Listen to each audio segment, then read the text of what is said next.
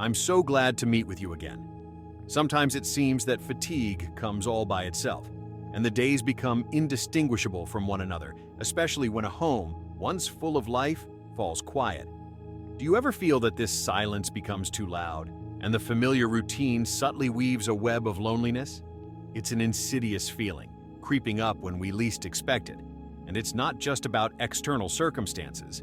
Often, we ourselves, through our small daily rituals, create an atmosphere in our homes that, alas, only intensifies this sensation.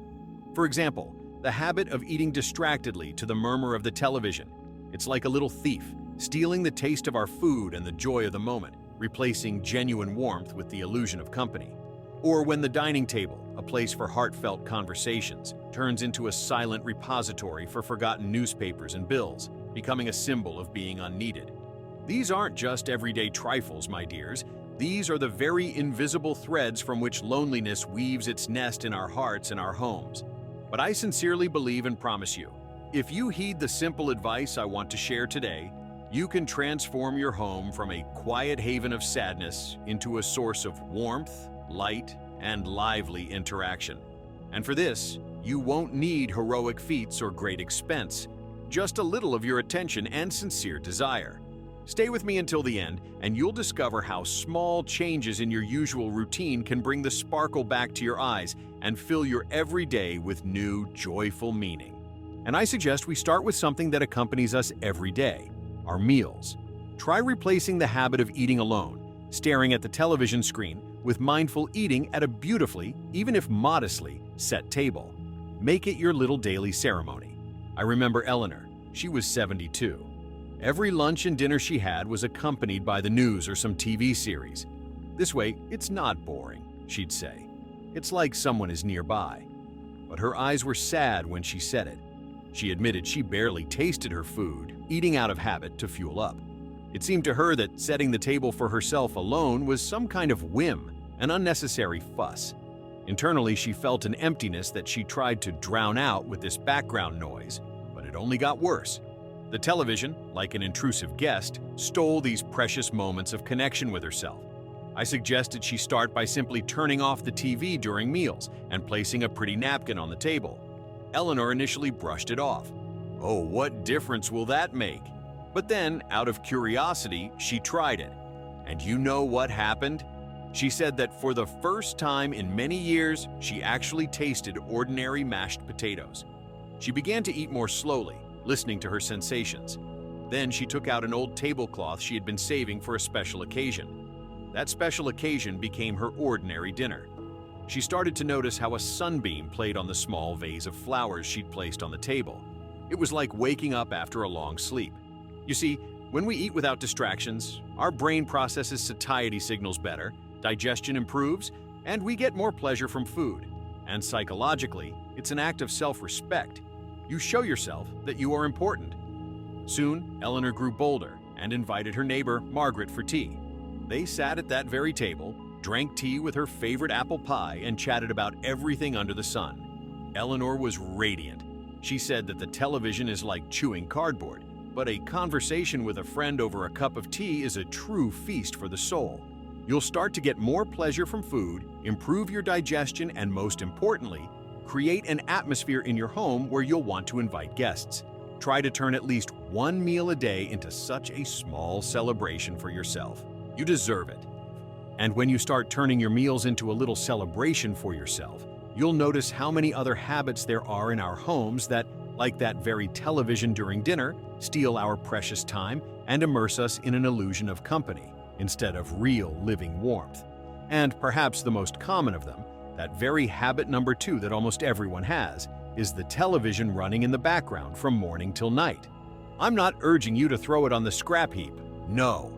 But let's try to replace mindless zoning out in front of the screen with a conscious choice of programs and, more importantly, with other, more vibrant activities. Meet Arthur. He was 68 when his wife, his faithful companion for 45 years, passed away. The house became empty, and the only sound that dispelled the silence was the television. He would turn it on as soon as he woke up and turn it off as he fell asleep on the sofa. It's as if it fills the void, Arthur would say. News, movies, some shows. I don't always even listen, just so it's not so quiet." It seemed to him that without this constant drone, he would go mad with grief. His world had shrunk to the size of the screen. It was as if you were living in a room with only one window, covered by a heavy curtain. Arthur felt apathetic. His energy was at zero. One day, his grandson, James, gently suggested Arthur go with him to the library for a history lecture. Arthur initially resisted. An old dog can't learn new tricks, but James was persistent, and that lecture truly captivated him. He met several other equally enthusiastic people there. Then he started borrowing audiobooks.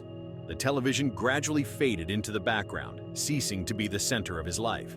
Arthur began to choose 1 or 2 programs a day that genuinely interested him. Physiologically, giving up constant television noise reduces stress levels, improves concentration and sleep. And psychologically, when we switch to active pursuits, reading, hobbies, socializing, we stimulate the brain. It's like airing out a room after a long winter. Arthur said that the television used to be like a sound cocoon for him, but now he had discovered a whole world. He even joined a local history club. Can you imagine the benefits for you? You'll free up a lot of time and energy for what truly brings joy. Your mind will become sharper, your mood will improve. Try turning off the TV today for at least 2 hours and just sit in silence, read a book, or call an old friend. It's like clearing away the rubble on the path to yourself. By freeing yourself from the constant television noise, you're as if clearing space in your head and in your day. But you know, it also happens that not only invisible blockages prevent us from breathing deeply, but also very real, physical ones. I'm talking about that very habit that imperceptibly locks us within 4 walls, the accumulation of things, turning the home into a kind of museum of the past, where every object shouts about bygone days but leaves no room for the present. Let's replace this careful preservation of everything under the sun with the creation of a space that breathes with ease and invites interaction. Remember Mary, a charming woman of 75. Her apartment resembled an antique shop, stacks of old magazines, boxes of trinkets, clothes she hadn't worn in decades, but it's a pity to throw them out. They're memories. She would say, "Every item is a piece of my life." But at the same time, she hadn't invited anyone over for many years. She was ashamed of the mess. She felt buried under these layers of the past. Her home had become her prison, like an old tree whose roots have grown so much they no longer let it breathe. Her daughter Sarah hesitated for a long time to bring up the topic of decluttering. But one day she gently suggested, "Mom, let's just sort out one drawer in the dresser."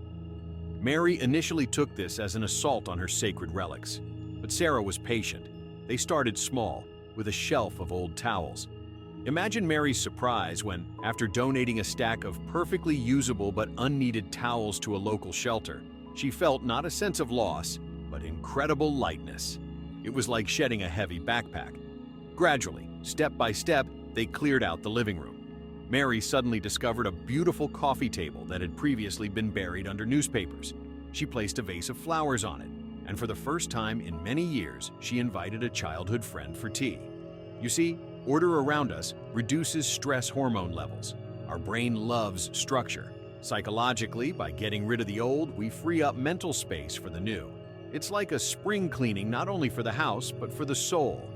Mary said that her things used to be like dusty anchors, but now her home had become a light little ship. You'll feel a surge of energy. Your home will become brighter. You'll feel a desire to invite guests. Start small, 1 shelf, 1 desk drawer. Keep only what truly brings you joy and serves you today. And when your home begins to breathe with ease, when only what truly brings you joy and serves you today remains, an amazing desire arises. A desire to take care not only of the space around you, but also of yourself. Because so often, especially when we are alone, we succumb to another insidious habit, forgetting about ourselves if no one sees us. That is, walking around all day in an old housecoat, not combing our hair, giving up on a morning shower. Let's replace this with a simple rule. Look neat and pleasant for yourself, even if you're home alone all day. I remember John. He was just over 70. After his wife died, he really let himself go. He stopped taking care of himself. "Who for?" he'd say. "The neighbors have seen me like this anyway." His usual uniform was old pajamas. He felt invisible, unneeded, like a beautiful old instrument covered in dust. One day, his granddaughter Emily brought him a new, elegant house cardigan as a gift. "Grandpa," she said, "just put it on tomorrow morning for me." John grumbled, but the next morning, after his shower, he put on the cardigan. And passing by the mirror, he involuntarily stopped. He saw in the reflection not a hunched old man, but a still quite vigorous, handsome man. Something clicked inside. He went and shaved. He took out an almost new shirt, and he felt completely different, as if some heavy, invisible burden had been lifted from him. He even went out for a short walk. Our appearance affects our self-perception. When we look good, we feel more confident. Psychologically, taking care of your appearance is an expression of love and respect for yourself. It's a signal to yourself, "I am important." John compared it to tuning a musical instrument. "Before, I was like an out-of-tune piano, and now I resonate again." The benefit for you? You'll feel a surge of self-respect, vitality. Your mood will improve. You'll be ready for any surprises. And most importantly, you'll like yourself. Try to give yourself a little more attention tomorrow morning. Wear something you like yourself in. It's a small gift to yourself that can change your whole day. Feeling more confident and vigorous, when you like yourself, it's so natural to want to share this light with others. But this is where another cunning trap of loneliness can lie in wait for us: passive expectation. We sit by the phone and wait for our children to call, friends to write, grandchildren to visit. And when this doesn't happen as often as we'd like, we get offended, feel forgotten. Let's replace this expectation with an active stance. Initiate communication yourself. Here's Susan's story. She was 69. She often complained that her children had completely forgotten her. "They have their own lives. They don't have time for me," she'd say bitterly. Resentment was building up inside her. She was like a person standing on the shore waiting for a ship, instead of building a boat themselves. She was afraid of seeming intrusive. One day, she watched a program where a psychologist talked about the importance of taking initiative. She hesitated for a long time, but then she decided. She picked up the phone and called her niece, just to see how she was doing. Her niece was so happy to hear from her. They chatted for almost an hour. Buoyed by this success, Susan called an old school friend, and again, a sea of positive emotions. She started making herself a little call schedule, just to share news, ask how things were, say a few warm words. Physiologically, when we take initiative and receive a positive response, our bodies produce joy hormones. Psychologically, it strengthens our self-esteem, gives us a sense of control over the situation. Susan said that she used to feel like a lonely island, but now she was like a lighthouse that sends out its own signals. What's in it for you? You'll stop depending on others' initiative. Get rid of resentment. Your relationships with loved ones will become warmer. You'll feel like a needed person. Don't wait for a convenient moment.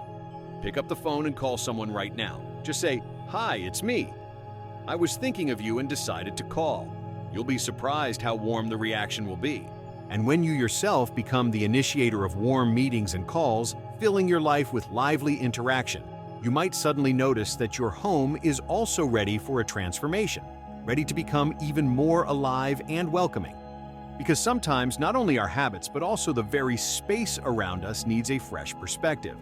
I'm talking about those dead zones in the house, unused rooms or corners that, like forgotten corners of the soul, store silence and desolation. Let's try to replace this preserved space with a place for joy, creativity, or new interaction. Meet David. He was 73. After his son and his family moved out, the room where his grandchildren used to live became empty. David tried not to go in there. Too many memories. The door to this room was almost always closed. It became a symbol of his quiet sadness, like an abandoned garden. He felt that part of his home had, as it were, died. One day, his old friend Peter came to visit, and seeing the closed door, joked, "What do you have in there, David?" "A secret laboratory?" David reluctantly explained. Peter suggested, "Why don't we make it your workshop? You always loved building model ships. Or we could set up a reading nook." David initially refused, but Peter was persistent. Together, they sorted through the old things. David got out his tools and an unfinished model sailboat, and the room came alive. At first, he just spent an hour a day there, then more and more. He finished that sailboat, started a new one. When his grandchildren came to visit, they looked at their grandfather's ships with delight. The room was filled with life again. Physiologically, when we transform a space, we activate creative energy. Psychologically, it helps to let go of the past and open the door to the present. It's like breathing new life into an old house. David said that this room used to be a room of sadness for him, but now it was his captain's cabin where dreams are born. What's the benefit for you? You might find a new hobby. You'll have a place for solitude and creativity, or conversely, for gatherings. It could be a library, a workshop, a playroom for grandchildren, anything. Look around. Is there such a sleeping space in your home? Wake it up. It's like opening a new window in your house through which a fresh wind of change will burst in. So, we've walked along those paths of our domestic habits that, unbeknownst to us, can lead to a feeling of loneliness. But, as you can see, each of them holds an opportunity for joyful change, for bringing light and warmth back into our homes and our souls. Your wisdom, your priceless life experience. These are your main guides and helpers. You have experienced so much, learned so much, and you, like no one else, know the true value of human warmth and involvement.